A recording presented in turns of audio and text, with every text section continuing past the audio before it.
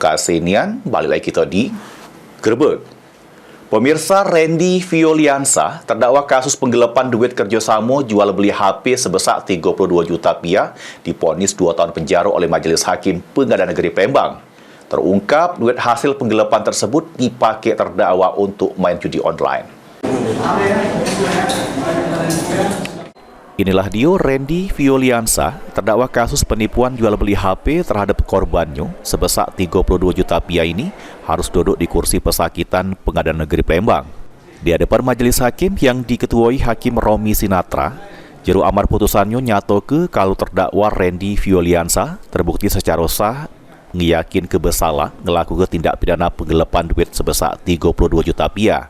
Pecak mano ia dijerat jeru pasal 372 KUHP sehingga terdakwa Randy Violiansa dijatuhi pidana penjara selama 2 tahun.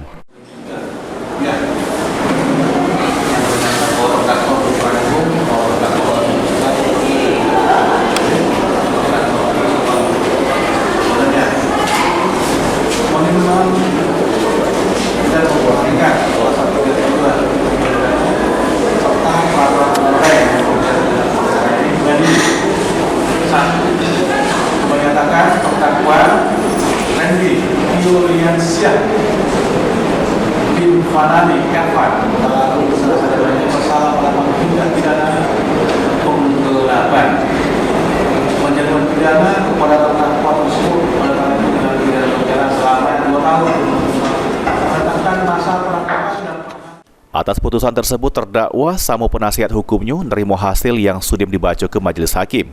Diketahui terdakwa Randy Violiansa melakukan penggelapan duit sebesar kurang lebih 32 juta rupiah, yang mana duit tersebut hasil dirinya nipu korban untuk melakukan kerjasama jual beli handphone sehingga korban bakal dijanji ke keuntungan. Namun duit sebesar 32 juta rupiah tersebut malah terdakwa pakai untuk main judi online. Lutfi, PAL TV.